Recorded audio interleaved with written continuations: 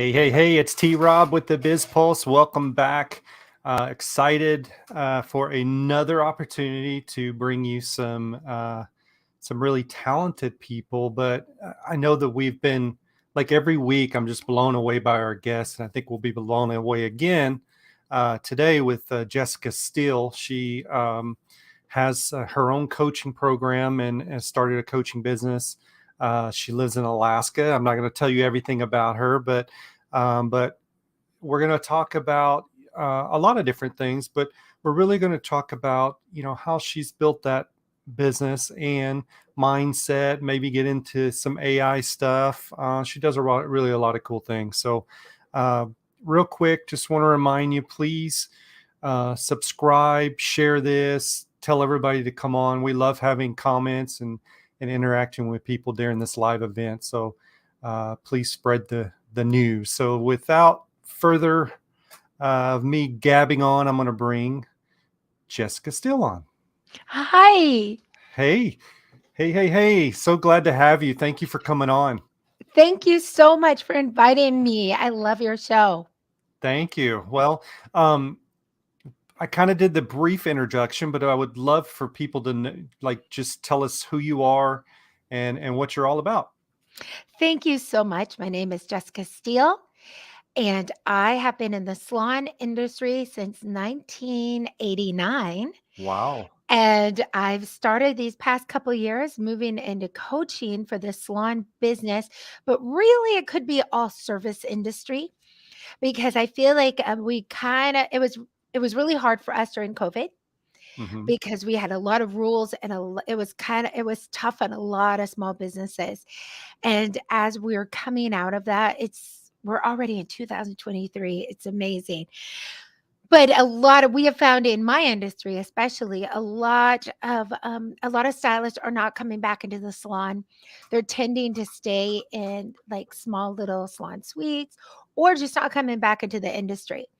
And so we're here, my partner and I, we created a program for really getting back to the basics of, we call it Business Foundations for Success Salon Edition, because we want to kind of teach and mentor salon owners of how to run a small business in the service industry pretty much post COVID and how that looks for even hiring, how to retain staff, how to recruit them, how to run your business, and also with the different economy we have now that we had before COVID. So a lot of big changes. And we just felt like now is the time to create a program and really help people kind Oh, of that's get back to the basics. yeah. That's great. So, I mean, from what I'm hearing, then the salon industry has changed. Like COVID totally changed Absolutely. everything. So Mhm. give me like some people may not even understand that business. So from pre-COVID to Okay. post, what's the difference? Okay. I think the biggest difference is that we were always taught, and I've known this and I've taught this to my staff. I will never be replaced by computers. I will never be replaced by someone with a college degree. I will never be replaced by new advancements or new technology because my industry is people to people. Hair is always growing, hair is always changing. And as women stay in the workforce longer, they are covering their hair more. Like I have always had security in my job, in my career. Hmm. I never felt that I should do something different. And I've never felt that I wouldn't be able to make a living doing it. That's just something that if you take care of your body and you're able to stand and take care of your wrist with carpal tunnel, take care of your back. If you can take care of your body, you will always be able to work. That was our mind. That was been my mindset and pretty much every stylist Right. since COVID. I mean, who would have thought a pandemic would ever happen? I mean, Right. if you think about it, a pandemic is the only thing that disrupted my career, a way that I could get sick by doing my job. Hmm. And so or get someone else sick. I mean, other than COVID, I've always been, like, rock solid in thinking that it was my own limitations or my own inhibitions that could hold me back from my career.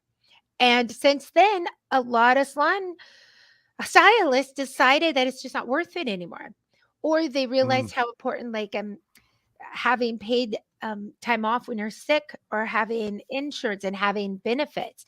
So it just really kind of shook our community a lot, and it shook a lot of us salon owners, all the responsibility on us, as in trying to keep our staff safe and trying to keep the clients safe, because we're not able to do our job if we're not right next to somebody, really. Right.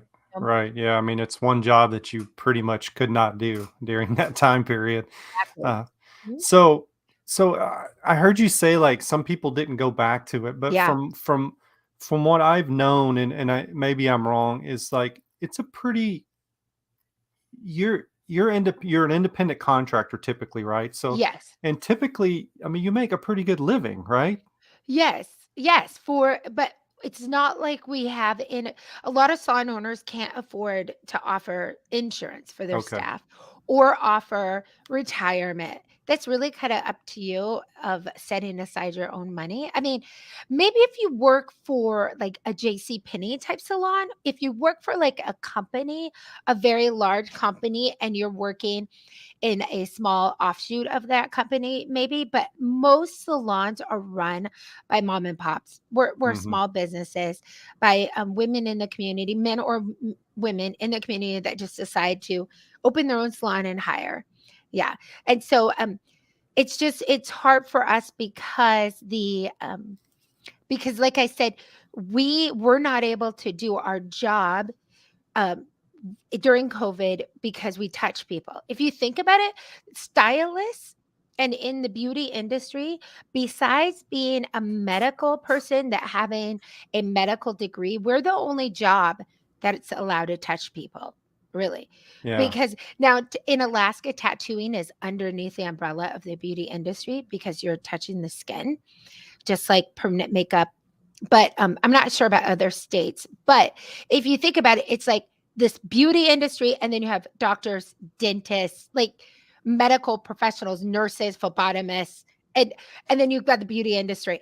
And so it's just like I'm my goal is to teach people how to run their salons more efficiently. And as salon leaders, we need to lead with more empathy because we've all come from and overcome adversity. And how do we now lead the young stylists back into the salon and encourage them to come back into a commission based salon where we work as a team again? And Gotcha. that's where the trends are leading, because for 3 or 4 years now, it's been tending to go more individualized. You rent a booth or you rent like a suite and you're by yourself, Hmm. because then you could control your environment. You can control who is coming in your suite. It's just one-on-one, and risk management was a lot lower. But now we're realizing there's a lot of loneliness out there. A Mm. lot of a loneliness, as in we're not able to connect as a team. And that's really where we get inspiration. We feel like we're in common with someone else. Like, oh, I really like how you dealt with that client. That shows me how I can deal with this client. You learn a lot as a team. And so if me and my partner Donna, if we could teach leaders, salon owners, to be more leaders in their community, because think about it, a salon is really a gathering place for the community. I Right. mean, where else can you all network and come together and have share your unique experiences? Because like I realized after COVID, when everyone is coming out of their house and coming back and getting their hair done, who else were they able to sit with for a couple of hours and Right. share how these past 2, 3 months were for them? And they were able to share without judgment, with and not have to worry about, anyone's gonna judge me or anyone's gonna think bad of me. It was a place to share everyone's unique experience through a common thing everyone went through.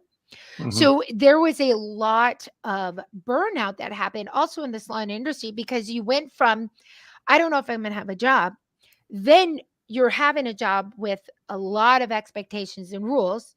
Then you went to clients just feeling so untouched by somebody, from being alone in their house to now you're shampooing their hair and asking them, "How are you doing?"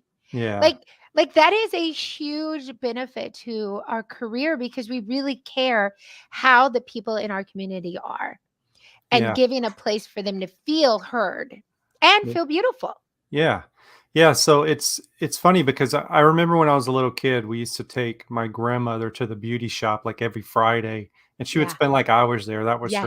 That was her social event. But one thing that I heard, and you probably can touch on this more, is like there's a lot put on a stylist, right? I mean, Oh, there's a yeah. lot. I mean, you hear a lot, you take on a lot from Mhm. clients that you work with or that come in. So I can see the mental part probably is Yeah. pretty challenging. I would think. Very challenging. Very challenging. And especially now we're seeing with the younger generation Hmm. where they are not enticed by finances. They're not enticed by paychecks, really. So, how, as a salon owner, when you know that it's hard work with your body standing all day, but Right. also you're mentally receiving pain points of clients that you can't fix. I mean, we can fix you and give you a haircut, make you feel fabulous, but we can't fix your problems. We can Yeah. patch you up and send you back out there. And so we're seeing that the young people there, it's like it's not worth it. Like the feeling of how do I process all of what has been left at my chair when the client leaves is a lot. So Hmm. that's the other reason why the trend now is going back into the salon as a commission-based salon with groups of women instead of being alone in the salon suite where you're all by yourself, is because in a group of women and men who work on the salon, we are all feeling the same challenges. So when a client leaves, you can lean then on the person next to you and be like, "Well, that story was really hard that I had to hear, that I just heard from that client. And I'm so thankful that I brightened up her day." And there's like a kinship back in the salon of sharing these stories of saying, "I see you as a stylist and you're doing an amazing job. And as a salon owner, how can now I help you with empathy because you gave so much empathy to your client?" So salon owners used to think, well, I'm going to provide a job that's going to have a lot of clients walking through the door, like a lot of walk ins. You're going to be able to build up your clientele and Hmm. you're going to have to work Saturdays. And so that was what salon owners used to give to the stylist: work hard, but you can get a clientele. Well, that's not working anymore because there's so much more adversity to working in the salon industry. And so we're also teaching salon owners how important it is to be really flexible. You're not going to be able to hire new staff members and have strict, like, you have to work a Saturday, because like I'm in my 50s. So I have always had to work Saturdays. That's when the clients are off work. Right. You take care of the client on their time. And this younger generation that's coming up, salon owners my age, we're having a hard time understanding them. But at the same time, I admire the younger generations because they're saying, I can't manage this stress working 5 days a week. I would like to work 3 days a week and have a mental health day. And as salon owners moving forward, we're going to have to learn to create a little bit more in our industry, having our empathy in our salons. It's not just about profits anymore. We're going to have to look at the where our staff members are. We even talk about looking for burnout in your staff. And that's something we used to never talk about, because like my partner, she's had 3 different salons. So together we've been in the salon industry 74 years. And Wow. I have never taught salon owners the importance of empathy and looking for burnout and being more protective of your staff and taking care of them instead of, let's say, the client. Because remember, it was always the client's right. The client's always right. The client is always first. And now we're almost teaching that to create a healthy, a mentally healthy and physical healthy staff, we really need to start taking care of them. And Yeah. then that gives us a better opportunity to take care of our staff.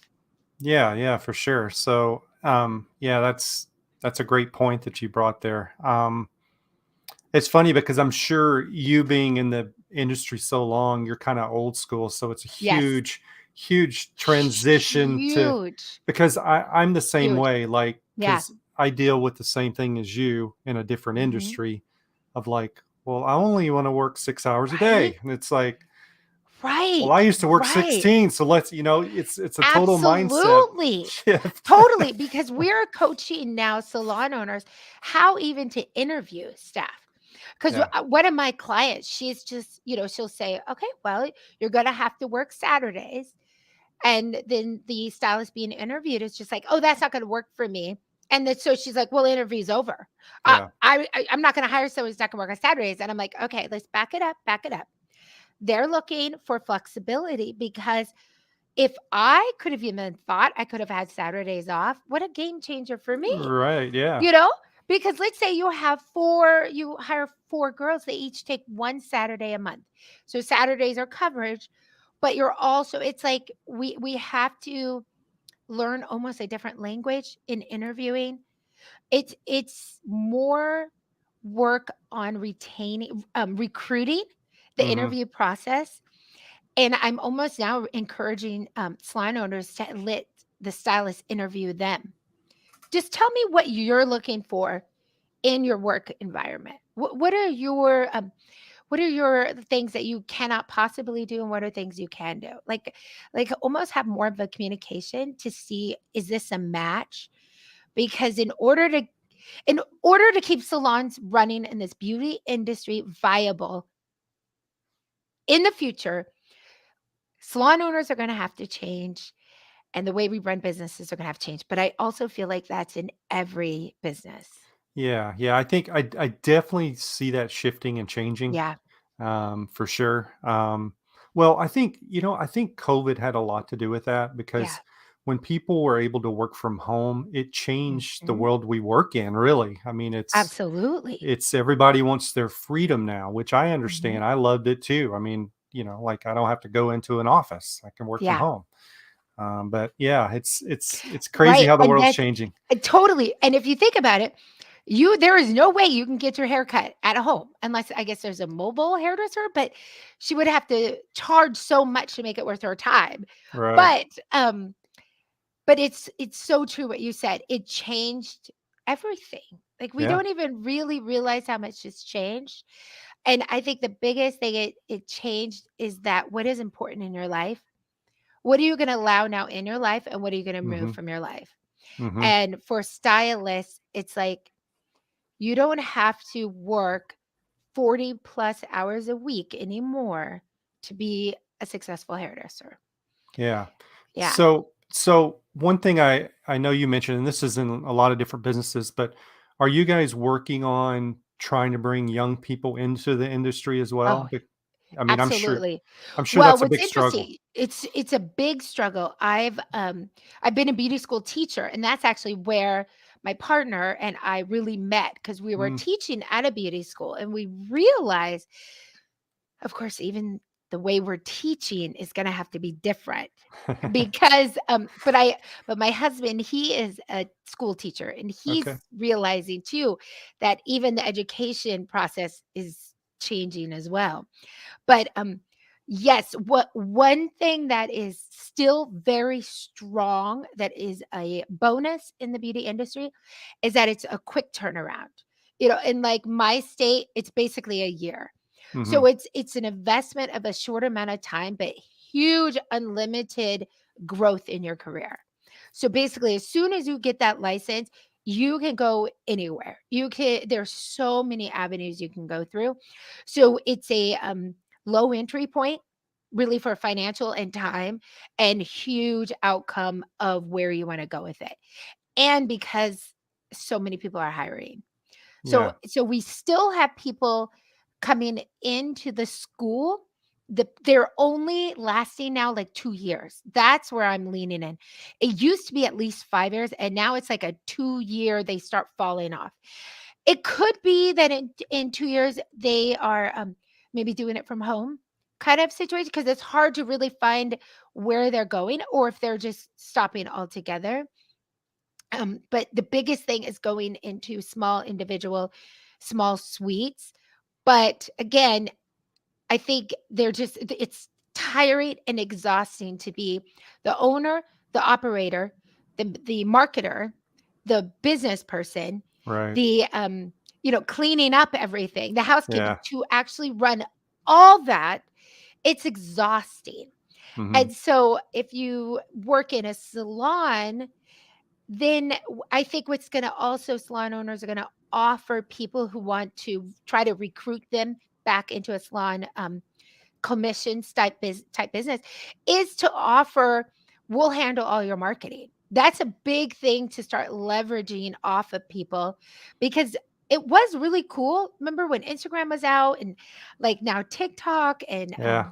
Snapchat, all this, it was really fun. Well, now it's become part of the job. Like you almost have to have Yep. a social media footprint for people to find you. Hmm. So when you add that all on to all the other stuff, it's starting to feel a lot heavy. It's starting to feel heavy. Yeah. That's the other thing. I think salon owners in the future, they're gonna just create. I will take over the marketing. I will run your social media, and it will just be part of working. I just feel like the trends in the beauty industry is gonna be more. We have to give a reason for them to come back and work. Yeah. So it's going to be more of let me take that off your back. Let me and then just hire like a marketing person or like we talked about before using like the AI. I think Chat GPT is really going to give salon any business owners such an advantage to with their marketing. And Yeah. so and Let's talk about yeah, that. because it's huge. I was on another podcast about in the salon industry. It was for Uh-huh. salon owners talking about how ChatGPT can help you run your business. Absolutely. And I think a lot of stylists just automatically assume, well, it's not going to help me cut hair. So I'm not quite sure what I would use it Right. for.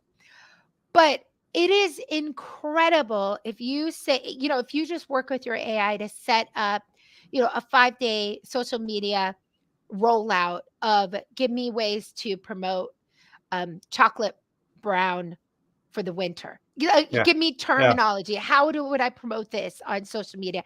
Give me ideas of TikTok videos, and it can just roll it all out for you instead of having to pay a marketer.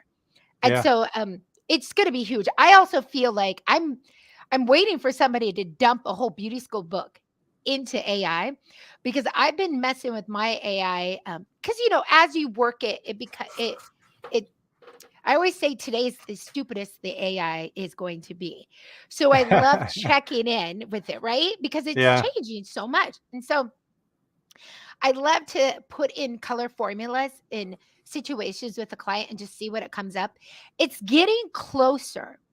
And that is going to change the beauty industry, just like Chat GPT or AI is going to change education. It's also going to change the beauty industry. It's gonna affect all learning, which Hmm. also means the learning in the the field of small businesses and you don't have to be in tech to use technology in your small business Yeah. because I'm messing with it like with formulas. Like if a client comes in and she has level 6 hair, level 5 like level 5 on her ends, she wants to be a level 9.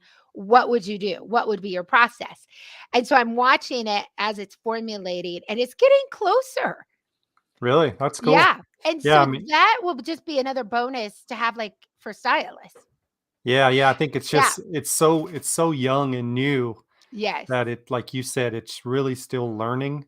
And Right. there's a lot of there's more than just Chat GPT. There's a ton of Oh, yeah. I'm in the digital marketing space, so Okay. I use AI a lot, and a Yeah. lot of it for ads and testing and things like that. So I definitely feel like AI is just Like people don't It's even understand people what don't it can even do. understand.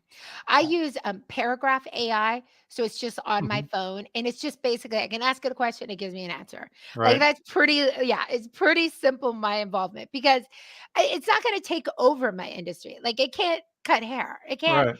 apply the color and stuff, but if it takes off this stress in the back room, that's where it's gonna really help stylists. Yeah, for Yeah. sure. So you talked about earlier talking about getting people, back into it. Mhm.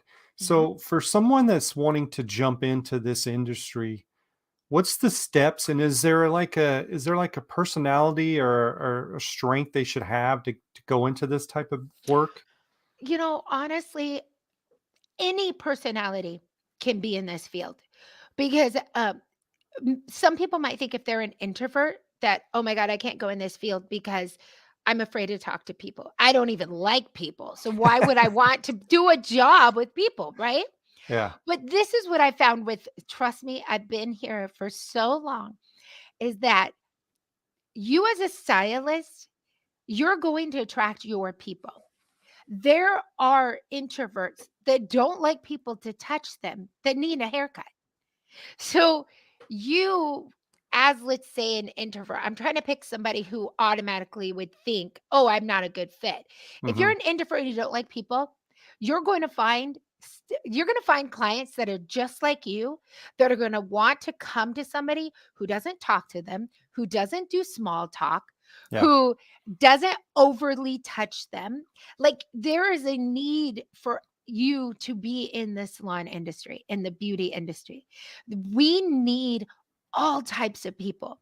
We need people that are excited and happy and they love people, just as we need in the industry people that don't really like people.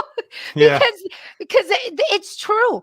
I had a stylist, she hated small talk. She's like, it just is like getting my cavities done in my teeth. And it's like, no problem. Let's put a sticker on your mirror that says, if you want me to talk, let me know. But if not, I would like to be quiet and do my job. And I just like, you know what? Let's just be open and honest. You can be exactly who you are. And so what happened was she started getting a clientele that just wanted to zone out. Like, don't talk to me. Hmm. Just do my hair. Don't ask about my day and ask about the weather and ask about the movies. Just do my hair. So I think anyone who is looking for a job, that we can't be replaced by computers. Technology will help our job be more efficient, but we're not going to be taken over by computers, and we're not going to be taken over by large corporations, because this industry loves small businesses. We love having the small connections within our community. And it's important to have salons in our community, because that's where people can come, connect, and share what they're going through, share their fears. It's kind of like everyone says a bartender is a poor man's therapist. I feel like a hairdresser is everyone's Yeah, I agree. therapist, I right? agree. Yeah, I mean Yeah. that like that's what I said earlier, like the mental part. Mhm. I mean, I think a lot of people burn out because of that, right? Yeah, Because you just can't. I mean, you absolutely. just can't do it forever. It's like, Right. I don't want to talk to another person. I mean, Oh, yeah. uh, so Yes, and that's why it's important that once you get into the industry, find your mentors, find people that are like you, and then mhm. search them out on social media, follow them on Instagram, follow them on TikTok. There are so many incredible creative people that are in the industry you can fall and just follow and just learn and learn and learn from. Cool. Absolutely. So my daughter's 17. She just graduated from high school, and Yeah. she's really wanting to go into your industry. So I'm trying to, I but love she has so it. many Okay. different, what we see as parents, there's so many different things in that industry now. Yeah, It's not just like, oh, I go be a totally. stylist. It's like Mhm. you can do nails, you can do, it's all these huge different things. Yes. So that's what we're trying to figure out is, like, and well, she's trying to figure it out, Yeah. like really what she wants to do. But And, and in beauty school, it's really great because you're gonna learn, like, updos. You're gonna learn what it's like to do styles like for weddings. You're gonna Hmm. learn what it's like to do nails. You're gonna kind of explore. It's not gonna be a lot because there's so much you have to learn in beauty school, but at least you could be like, how does this make me feel? Am I excited to go to work? Or am I like, oh, we're doing pedicures? Or you know what I mean? Yeah. Like really, I would tell her, pay attention to when you're like, oh, I'm excited today. And like write that down, and then you will know where your heart is, and you can always change it. Yeah. Yeah. Yeah. Good. Okay. Great. Great Yeah. advice. Yeah. Yes, because you can also go in this field and work on movie sets. Right. You can work on movie sets, you can work on plays, you can be a wig designer, you can do like seriously, it's limitless.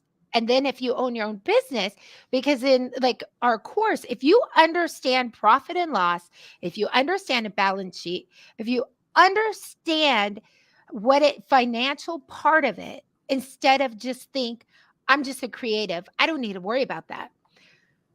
You have to worry about, you got to make sure you're Yeah. paying your bills, or it's just a glorified hobby. So Yeah. if she understands the business part, then you will always be able to make a living. You can turn anything in the beauty industry into a business. Yeah. Absolutely. That's no, that's great advice. And it's funny because I think like everyone thinks like they see people with business and they go, "Oh, I'm going to start my own business," but they just don't understand how Right. many hats you wear and all the Oh, stuff you have to totally. know. It's night and day, you Absolutely. know. And I I mean, I feel like, yeah, with this economy too, I feel like people are kind of contracting a little bit, of just kind of pulling back just a little bit. I mean, they're still spending money. And so if think about this younger generation, like let's say your daughter or like 20-year-old souls, mhm, they have been raised in an economy that has been growing and growing and really good times. You and I, we have been through some tough economies. oh yeah. But so we understand that part, but these young people, they've never experienced that. And how wonderful of a country to know that we have a whole generation that's never had to feel nervous about the economy, that have always had a growing economy. I mean, that's pretty incredible for our country. So, Yeah. and it's not always going to stay the way it is now. It's just we've all been here. It's going to be fine, but it just makes you realize that as a business, you got to know your numbers. Mhm. Yeah. Yeah. You got to know your Any numbers. business, Absolutely. you have to know your Absolutely. numbers. Yes. So, yeah. Because we're s- not running hobbies. We're running businesses that we want yeah, to have profits with. that's right. Yeah. Mhm. We don't want to put our time in for nothing. So, Right. so so are you still are you still cutting hair and everything, or On are it you actually, I just have a small suite. It's just I okay? had a big salon, and I had my salon for 25 years, and now it's just because basically I'm retiring. So I'm one step, so I don't have my salon anymore. I just have a small suite so that I just have just a handful of clients that I've been doing for like 20 years, and I'm just slowly working my way out. And I also loved teaching at the beauty school because it kept me kind of in that learning type environment. And Mhm. so I'm not in the school right now. And that's where I've transferred the teaching into just like online coaching for anyone Yeah. who's interested in the beauty industry, but also it's the service industry, Right. Right. Are you guys coaching people from all over the country, or all you over. Oh, that's great. Absolutely. Good for All you. over, because we got a program, we have it on Teachable, so you can just download it, work through it, and then we do one-on-one coaching every week to hold you accountable. Because there's one thing to read it, but the important part is to be held accountable of why you need to understand this. Why are we wanting you to be clear with your mission statement? Why do we want you to be clear with your salon culture? Why do we want to help you be a leader with empathy? You teach people to lead in your business. And so all of those things, we have a workbook, but then there's also accountability. We wanted to build a action-based program instead of a Mhm. passive just receiving based program. Very cool. Yeah, I always like that when there's action, people Yes. actually buy in a little bit. Right, and So, accountability, yeah. because we want you to be better. We want you to be a profitable, successful, growing salon. Yeah. So in your business, in your coaching, are you working with people all over the place? Like maybe Yes. people that's got a lot of years and some people are just coming in? Absolutely. Very cool. Absolutely, because we can even help somebody who's just like in a salon suite or just renting a booth, because your percentages are still the same. You can't be overly spending and underly creating profit. If Hmm. you only want to work part-time and be flexible, you need to come up with what's the least amount of money you possibly need to make to be able to pay your bills and be Right. able to make some money. Or we also work with a spa right now that's huge, and she doesn't have hairdressers, but she's been doing it for so long now. She's like, you know what? I think I might want to sell and kind of retire. So we're going to work with her about what that would look like. How do you prepare your business to sell? Hmm. Because you really want to create a business that you can pull yourself out of and it's still running. The numbers are still high, Yeah. because you have to prepare to sell. You need to run your business if you want to sell it differently than if you want to run your business to grow or expand it. Right. Again, Right. it's Yeah. all about being clear. Yeah. Makes sense for sure. So I always ask every person that comes on, do you have and you may already told me this, but like a favorite like productivity hack that you use? I mean, Oh, yes. maybe it's the Yes. AI. I don't know, but Well, I love the AI, but we came up with a sheet and it's called it's a brainstorming sheet. And basically okay. it's 5 questions. And I recommend everyone to use it, because we naturally do this fight or flight, right? Hmm. When a problem happens, let's say a client's upset or your staff member always leaves her station a mess. Like whatever it is, you're just like, ugh, I'm so frustrated, right? There's like this 5-step, what is your goal? And your goal might be to have the stylist clean up after herself. What do you want to do more? What are you going to do more of? Meaning you're going to do more of maybe setting up expectations. What are you going to do less of? We're going to do less of shaming. Shaming doesn't work anymore. It might Hmm. have worked with my generation like 30 years ago, but it Oh yeah. doesn't work with this younger generation, right? No. Like we're not going to be shaming, and what are the goals? And it's basically a step down process from being in this fight or flight where you can't even think anymore. Because if we live in that place, you're constantly putting out fires. And Hmm. every fire, every discomfort, every drama that happens in your business is from something in your business system is not working. So we really teach about if something's going wrong, let's look at the system, what's underneath it, because we don't want you running from problem to problem to problem to drama to drama. That's what creates burnout, exhaustion, and resentment for your staff. So we always want to look at the problem underneath the symptom. Gotcha. Great advice. I mean, for any business, great Yeah. advice. so, so I always ask people too. Do you have a couple of books that you recommend? I love the book, The 4-Day Work Week. I Oh love yeah, that. Yeah, yeah. that is a great. I'm still trying to get to a 4-day week. I want a no day work week. Wouldn't that be great? Well, I'm kind of hoping to get everything online that I could like if I have to work, I could still be like on vacation somewhere. I don't know. Yeah, yeah. That's what I'm going for too. So Yes. right there with you. Yes, and then the book Profits First. That's a really good book because it really reminds you that you got to be making a profit. If you're not making a profit, something's wrong. You are running your business wrong. So really take it apart and look at that. Yeah. And so Yeah. those 2 books I really love. But then Okay. there's a book, oh God, I can't. She just came out with it a couple months ago, and I love her. It's about the how you put out social media fires. Because Mm. as business owners, it's only one, I hate to say shitstorm out there on social media till everybody's talking about your Oh, business, it is. right? Yeah. And I've been following her on social media and I love her talks that she gives. And she came out with a book. And dang it, right now my brain just and it's relevant today because it's about how to calmly handle a social media fire like on Yelp or if on Facebook somebody's Hmm. talking about your business. And I think that's so important for business owners to understand that there is a way to handle it to be still professional, compassionate, because the way you handle it is going to say more about you as a business than the actual situation. Yep, for sure. Gotcha. So is there one question you wish I would have asked you that I haven't asked yet? Oh, That always that's gets people. People are like, yeah.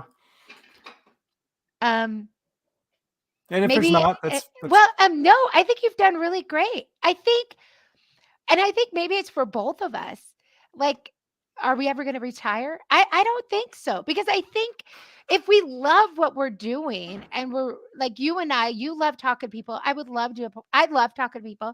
I would love to do a podcast. I would love to get more teaching online because yeah. it's your passion. And I know they say if you do what you love, you don't work a day. We're still working, Oh right? yeah. And we still got to keep an eye on our profits and what it's taking. But I mean, I love this stuff, right? Yeah. I love pouring experiences into managing steps of knowledge because I feel our generation, we didn't have 1,000 information at our fingertips. No. It's almost like information overload. Like Google University. And it's almost like the reverse has happened. There's so much out there, you don't even know what to ask anymore, Yeah, and I think right? that's the problem that I see with the younger generation. Yeah, There's so many things out there, they don't even know which way to go. They're just like sitting there exactly. going, looking, going, I don't know which what to Right. do, you know? And which is Absolutely. It's like there's good and bad of that, you know? absolutely. It's like they're constantly having headlights on them Hmm. because the information is streaming so fast on their phone. Every day it's changing. It's almost just like, I can't make a decision because it could be a total different world tomorrow. Yeah. And so I think the biggest thing we can do moving forward is just explaining why certain information is important and why other information isn't Yeah. or could be on the back bar Yeah. or yeah.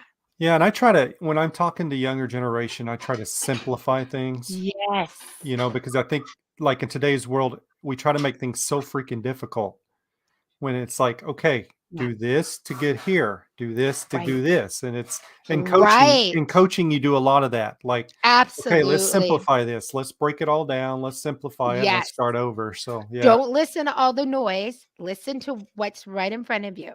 yeah, And it's such a different way than we learned. I mean, it was like we learned of this is what's in front of you, but look at what's out there, right? yeah, yeah. Yeah, Yeah, and how we learned it was like, you get in there and do it. Like, just get in there and absolutely. bust your ass, and you're gonna Yeah. Yeah. the more you Figure it work, the out. better you do, you know, like Totally. The more you do, the more you learn. And it's right. not like that anymore. It's like they've No. learned so much that first 2, 3 steps are scary. Yeah. It Yeah. is. Yeah. Yeah, it is. It is Yeah. for anybody. So, Mhm. well, I've enjoyed having you, and I don't want to keep you long because I know Okay. you got a life and things going on, but um, I'm so intrigued. I want to just tell you, I love your passion. You should do a podcast. You'd be great Oh, at it. thank you. You have the energy for it, and just anything that I can do, like let me know how I can help you. But Oh, I would love uh, that. Thank you so yeah, much. And yeah. also, I've had a great time being on here. I love talking about business stuff. So if you ever want me to come back on later, like after I've done more things or whatever, I would love to come back and chat with you. I really thank you for the opportunity to Yeah, get yeah, to yeah, know you. and I always keep the door open, so I love to Okay. have people back because the way my show is, it's booked out for a few months, so then Hmm. it's kind of a circle, you know, you come back and you already have more stories and what's new in your life, and that's how I want it to be, so I'd love to have you back. Sounds great. And I love it. And how are things in Alaska? How is your weather right now? It's so interesting. It's been really warm. It was really cold there. It was really cold December and January. And now we're actually getting ice and the snow is starting to melt. Huh. It's very odd. I guess our weather is stuck somewhere. Who's really cold right now? Right? Well, I'm in Texas, in Corpus Christi, Texas, and Yeah. we're supposed to get snow tomorrow. I mean, Oh, it's wow. like weird.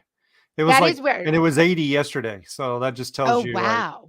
like strange, very It strange. is. It's strangeness out there, right? Yeah, yeah. Yeah. Somebody's Yeah. turning that dial, you know? Right. God's playing with us. So, Absolutely. well, thank you for your time, Jessica. Good luck to you with Thank your you. coaching and all your other future Thank endeavors, and, you. I'll have you back for sure. Sounds great. And tell your daughter that I'm so excited. Yeah, She's I'm gonna going have into her the I'm gonna have industry. her watch this and listen to someone Fantastic. else that probably knows a lot more than I do. So, Yes, I love it. great. Thank you so Thank much. you. Have a wonderful evening. You too. Bye. Bye. All right, that was Jessica Steele. I wanna put her website up one more time. Let me grab it here. So it's meyersteelcoaching.com. Um, Mentoring salon owners, people that want to get in. So definitely a great resource for that. And just business in general. She has a load of energy and just been a pleasure to have her. So that's it for me. I'm going to get out of here as well. Thank you for tuning in. Remember, every Tuesday and Thursday, 6 p.m. Central Standard Time, we bring you great guests like we've had today. And thank you for watching the Biz Pulse. And I will see you next time.